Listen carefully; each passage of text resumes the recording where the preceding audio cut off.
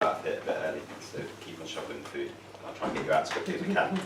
I just wanted to touch on three things, and the most important one is why to actually brainstorm in the first place. As Alex said, it's something that we all talk about a lot. I don't do it enough, I don't think, in the different projects that I've been doing. Wish that we were doing it a bit more, because I think it's a really good way of making us more efficient in the research that we're doing. I'll touch on that again in a minute. There's 5 very quick models to go through. It will only be a taster session on them to kind of give you a few ideas about different ways of presenting data and to kind of think it through. Really, you need to kind of sit down and work through each example as a working example, which we don't have time to do today. But hopefully, if you find them interesting enough, you'll be able to take them away and start doing some of them for your projects. And whilst they eat a sandwich, you can ask me in the Q&A at the end. So the first thing I wanted to do, like I said, was just touch on this why to actually brainstorm in the first place. So I just wanted to take you through what normally happens with me as I think about the project phases and what we do here, or what I've done everywhere really. So on the y-axis here you've got the percent completion, from absolute chaos and not knowing what you're presenting to a structured finished article, and on the x-axis you've got the start to finish and the elapsed time. Now what normally happens with me is that the project brief comes in from the project director, and I go, ooh, this is quite interesting, do a little bit of thinking about it, and then something else comes along, I have a different project deliverable, and I kind of go dormant and nothing really happens. Then the client might say, how are you getting on? Give us some ideas, and you go, oh shit, I better do something really quickly. And there's a bit of a lump there, you give something over to the client, and then with about 2 or 3 weeks to go, you think, oh my god, I need to finish this as quickly as possible. Does that look familiar to anyone? That's like a PhD. 2 or 3 weeks. That's not true. Exactly. Can you just cram it down to 2 or 3 days? Yeah, exactly. So that's how I tend to do things here, and what I'm trying to put over is a bit more focus on the front section here. So let's think about it a different way. So say when the project brief comes in, all of the project teams sit together at the beginning. Well, all the project teams spend a couple of hours or a couple of days preferably thinking about these kind of things, and they say, right, let's have a brainstorm, put together our ideas and how we can collect this data. And you have a big spike of activity where you're starting to structure your ideas and your thinking. Whilst you're there, and some of the models that I'll show you later, you'll go away with an action plan. You'll say, this is what we're going to look at, these are the resources that are looking at each piece of this. And then you can actually go to the client and say, we've done some thinking around this is what we're going to look at. Is there anything else you'd like us to touch on? And they go, oh, that's really fast, that's great. These are a couple of things that you might have missed. Have a look at these as well, but we think other than that, it's pretty well covered. So you'll go away, you will know exactly what you're working on, and instead of having this kind of dormant periods, you're all ticking away knowing what you've got to deliver at the end of the project, hopefully, and rather than having these peaks and troughs, because you've already checked in with the client, you have something more like that. You're always going to have an uplift towards the end of project work, but hopefully, rather than these couple of days that you're saying of just panic, which I've had a lot of in late nights and early mornings, you try to have a more structured way of approaching these things. But the red one is like halfway complete. You haven't reached. Good point. He hasn't had his little peek here. Yeah. Forgot what my axes were. So something more like that. Yeah. But throughout, if you think from a client's perspective, if you get this check-in there, then you know that they've thought about it, that everything's covered, you don't need to do this check-in, and you feel comfortable with what they're producing at the end. From your perspective, if everybody goes away with a clear plan of what they're actually trying to produce at the end of it, then everybody can work, balance their time and their projects to try and come to some kind of completion at the end as you build it all together. Does that sound a bit better? Okay. So what I wanted to do is to show you 5 very quick models of how you might be able to get these things done. So from my experience doing this, the first thing that you need to think about is to actually frame what the client's business question is. What have you said in the proposal you're going to answer? And there's 3 ways initially that you can look at it. Past focused, analysis-led, root cause analysis, present focused, action-led, breaking bulk, and then a future-focused, idea-led brainstorm. If we think about a typical business question, then most of them will fit kind of neatly into these. Some of them you might have to tackle all three, in which case you might use multiple models in your brainstorms to try to think about the different angles that you can approach the project and business question from. So the first one is root cause. Like I said, this is a past focus. So you ask why relentlessly to treat the symptoms rather than the cause. So you think about what happened, why it happened, what could be done to prevent it from happening again. Something that we're all dealing with at the moment, resourcing, and how we can get more people on our projects. So let's take about that. Let's think about it from a past focus. So how can we ensure, say, staffed projects?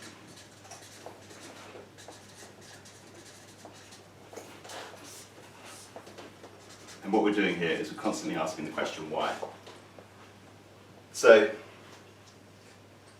past led, how's this happened in the past, and has it happened in the past, and what have we learned from it, and what have we done to try and correct it in the past? We might also then be thinking about what staff we brought in, or what freelancers we can access that can help address the problem. And what you do is you constantly just go back asking, why? How will it help us? How will it solve the problem? How will it get to the root cause of it? Like I said, you really need to do proper working examples. But just thinking about this kind of fishbone shape that you end up with, and just constantly asking why and mapping back, you tend to then get to kind of 9 to 12 different things here that you can look into in more detail, and then start to then focus them all back in to answer your question at the end. Like I said, I really don't have much time for each one. I'm just going to fire through. Breaking bulk. This is tackling a business question by breaking it down to its constituent parts and thinking about why. So we might have a business question such as how can we increase profitability of a drug? And you might then break it down to business divisions. So what can sales do that's more effective? What can marketing do that's more effective? What can we do to actually enhance the actual product itself?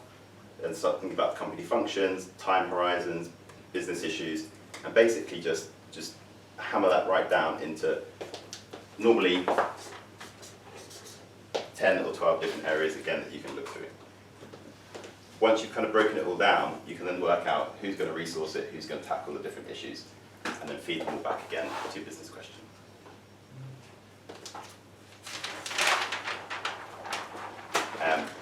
I wanted to touch on brainstorming, not to kind of be condescending, but just to actually talk through, when I say brainstorming here, it's all brainstorming, but mind mapping specifically and spider diagrams.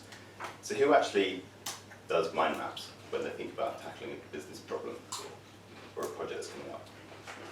We used to, but we don't do anymore. Okay. We actually had a software for mind map. Okay. Okay. And Rakesh, why, just very briefly, why do we not do it anymore? Is it because it just wasn't helpful, or people got out of the habit, or?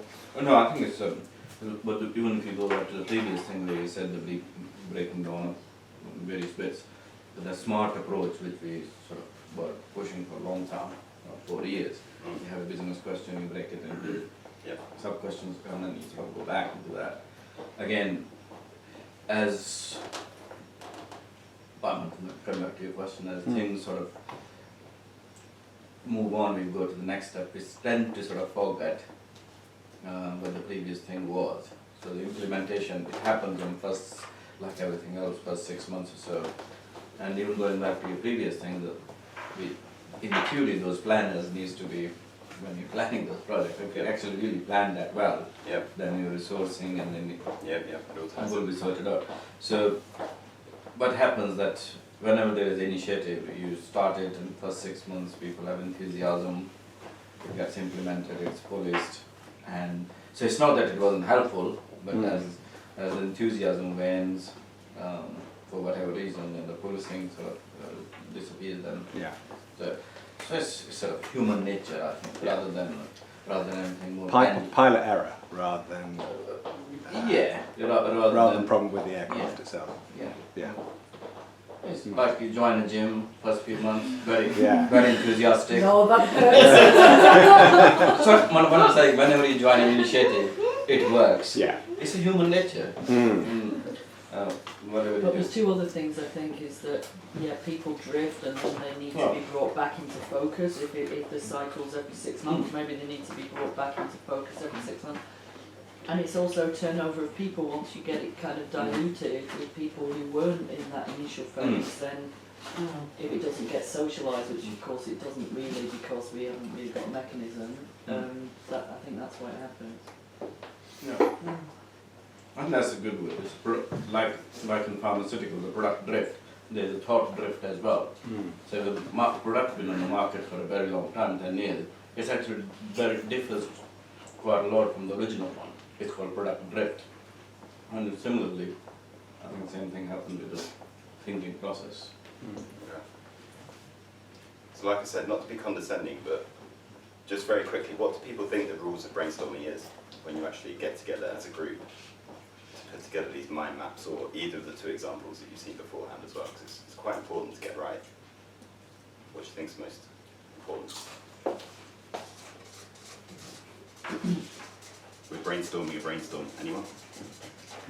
To get all the relevant people together. Okay.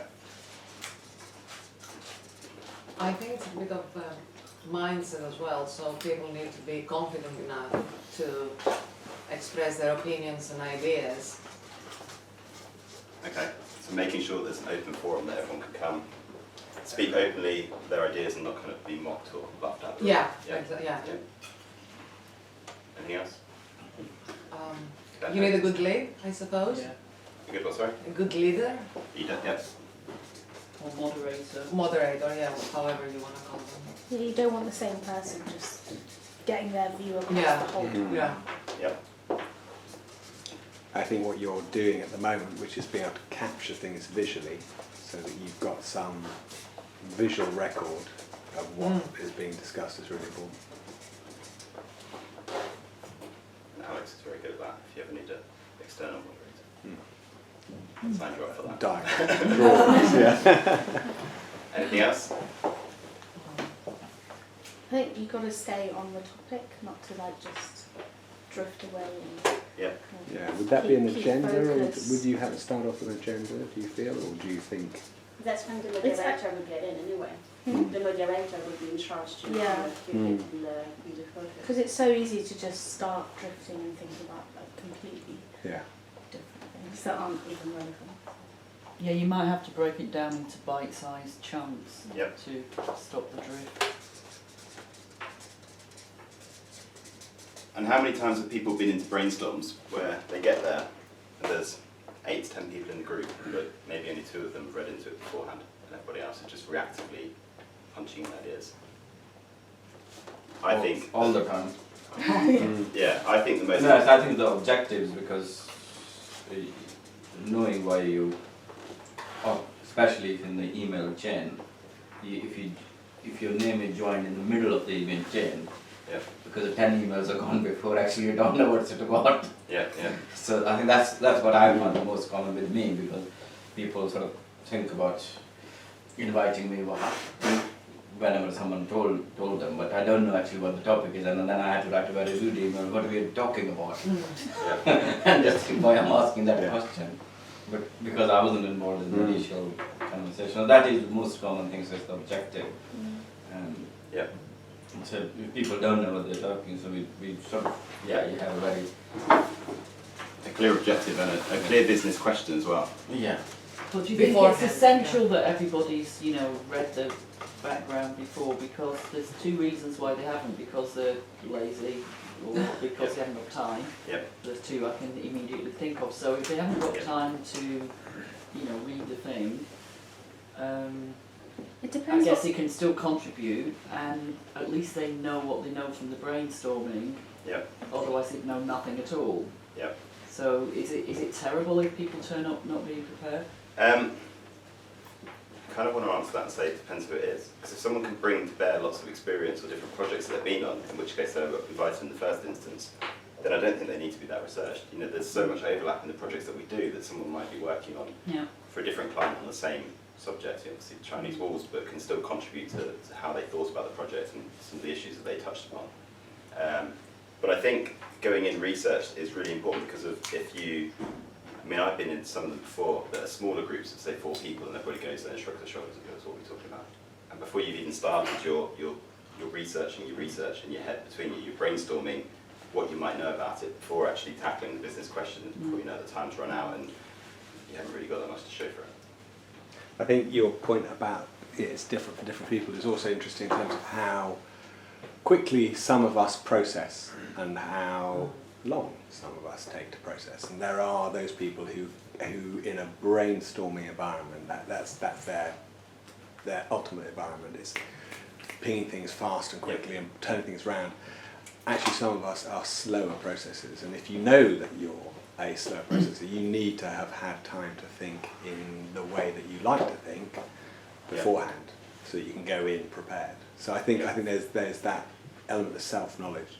Yeah, as I well. think my answer actually to Joanne's question there actually is an answer is how I look at things. I like to pause and think about things through, and I'm not very reactive in just answering questions and trying to brainstorm on the spot. I need to do the research beforehand. So again, it actually depends on the individual as well. Some people are just able to just throw ideas around and just come up with stuff on the spot. I think that part of that is the experience point that I mentioned earlier, if you've kind of been through it before. Okay. Well, don't you need sometimes as well as some kind of structure, like knowing, define what the session is going to be like, taking 15 minutes to just throw idea and then taking another 15 minutes to organize things? Yeah, absolutely. And I think the main thing that comes out of it is actually looking back, and then you might have to do a brainstorm on top of your brainstorm about how you can actually take the initiatives over, what you've actually learned from it. So putting one pad off and then saying, what have we learned from this and what can we look into? What do we need to research? What issues do we need to tackle as we're going through this? Okay. Like I said, I didn't want to be condescending, but just an idea of if this is going to be done, then you do need an open forum, the relevant people, a moderator who can just put some of these ideas together, diverse views, clear objectives, somebody capturing all the ideas, and then keeping everyone on topic and people having done their homework beforehand. And if you do that, then brainstorms like this, breaking bulks, or the other examples I gave, the root cause analysis, become much easier and can actually be taken on from there. In hindsight, I probably should have done this slide first, because now I'm going to show you another model, which is trees and DuPont. So I think Alex has done a session with most people lately on Minto. And that basically just takes a business issue and then you break it down again and again and again. DuPont works in the exact same way, but it's a quant way of doing it. I'm not sure if this is something that people would do too often, but you're basically looking for the mathematical connections between things. So the most obvious one is profit equals revenue minus loss. And then you start to break down the constituent parts, but you have to connect everything together using only addition, subtraction, multiplication, or division. And again, as with the other models, if you keep on hammering down and only using these, then you end up with a bunch of things at the bottom that you can look into, and you feed it all the way back up, and you have your answer. I was thinking the best instance that we kind of use this thing for, I say we, I'm not sure if we've actually done it on a market research project, but could use it for things like preference share that we tackle almost every time. And then working out what actually constitutes preference share. Well, it's the amount of physicians that were times the amount of things that they prescribe, or the number of sufferers that might receive at the end, and then just feeding that back up more and more and more until you get your answer about preference share at the bottom. The other thing that Alex has gone through with you, but I just wanted to go through it again, like I say, is just Minto, because I think we use this a lot more than we would the quantitative way. So you obviously have your deductive and inductive reasoning that you can tackle with Minto. So deductive being you take steps away, so it might be that Alex is mortal, well, Alex is a man, men are mortal, therefore Alex is immortal. And you just kind of take steps away from it, or work out what you would need to deduce to get to your end point. And the inductive reasoning way is my much preferred way of doing it, where you take your business issue or business question and you connect them all with and. So it might be something like, it's not exactly a business question, but prescient is a great place to work. So what kind of things would need to be true for prescient to be a great place to work? Oh, it's a question. It's an actual question this time, yeah. Sandwiches, Sandwiches, grapes and yeah. Okay. Which works as well, because anyone remembering the Minto, what was crucial about that first line? Do you remember? Same category. Yeah, so you had to have that plural I now. listen. Yeah, you were good. Okay. Well-fed training sessions is the best way that I can put it. But the focus there will be on training, learning and development opportunities for people, and some kind of developmental development opportunities for people as they're kind of going through the ranks. What else would make Prescient a great place to work? Interesting subject matter. Interesting subjects. Interesting projects. Anything else? Multicultural environment. Culture. Okay. I'm just going to take those three. There could be many more.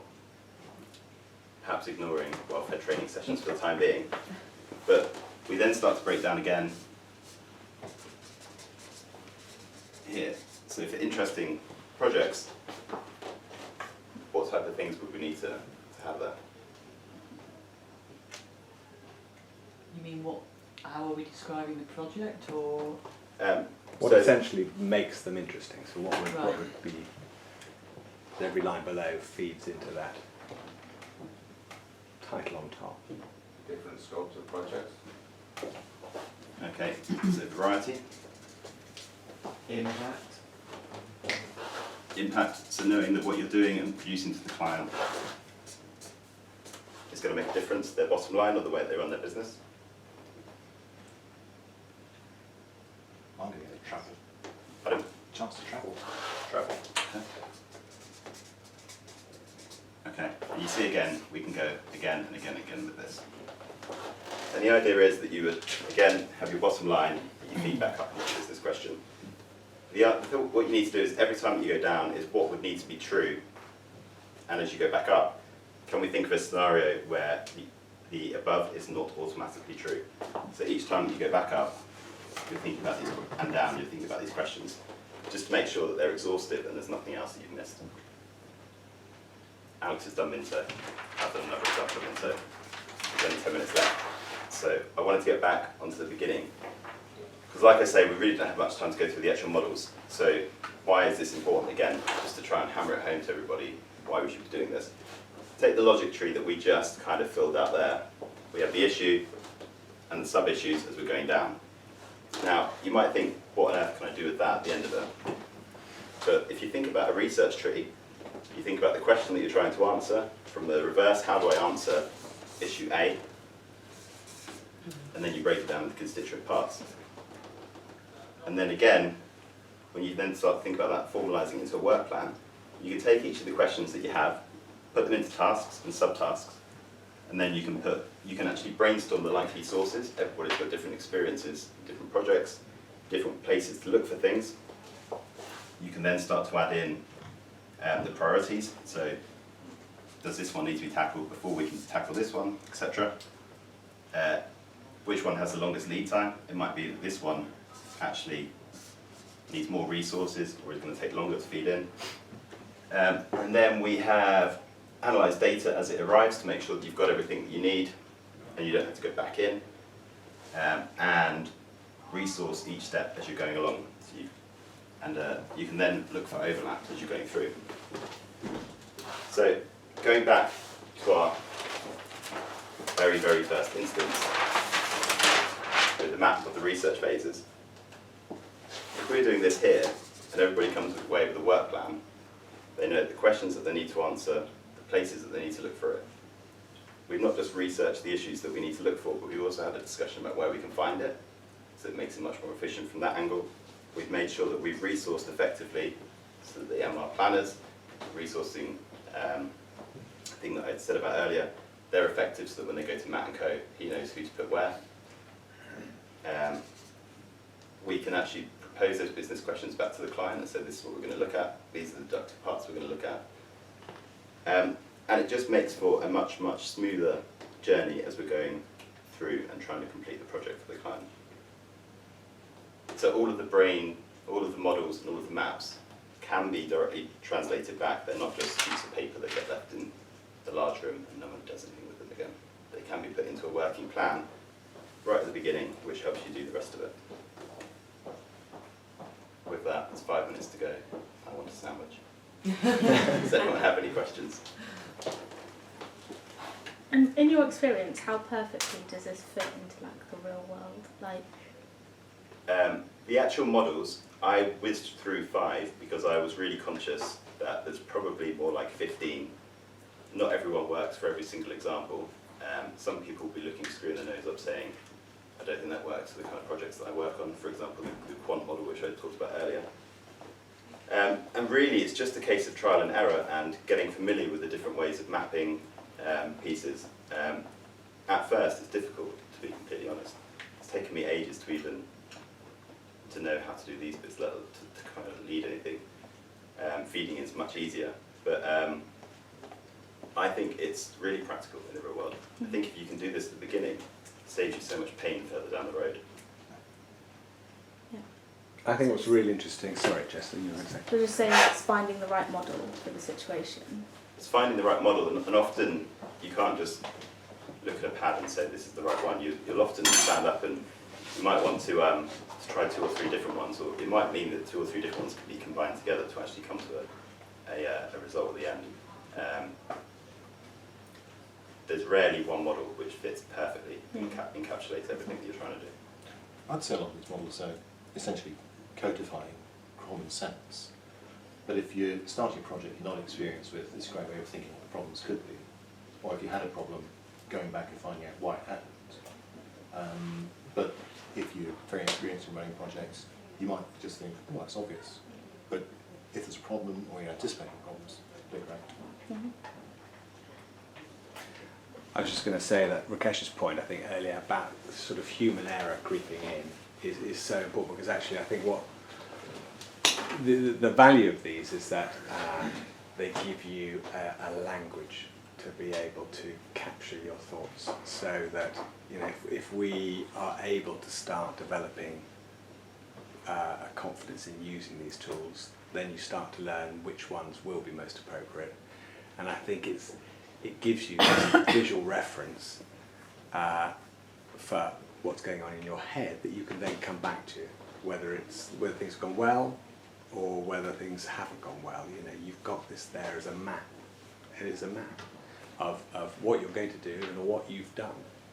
And I think it's that sometimes what we forget is that we don't give ourselves that chance to look back on what we've done. And this is your snapshot of what you've done and what you can take away. I like the use of the word language there, because to discuss a problem, to actually to be able to put a handle on it, be able to conceptualise it, you do need a language. But also it does your thing about removing the ego, and you can do an abstract look at what happened using a formalised language without saying, I did this and you did that. But just distance yourself and look at it, and possibly even discuss it impartially with somebody completely outside, if you have the language to do it. Yeah. So, good point. Absolutely. And something we were talking about today, Joe and Katya and I, was just the challenge of communicating with people as we do, you know, in 3 different offices. If you can create a visual language, then there's endless technology and software out there that can enable you to share that visual language. Whereas what we tend to do is crowd around a phone or try and swivel a screen on a computer to sort of do that. And it's the potential of those collaborations is lost. So I think it's really good to see some of the models. And I think our challenge is to train ourselves up to feel confident about what they are and when to use them. But it's a brilliant introduction to that. Okay. Thank you. Thank you.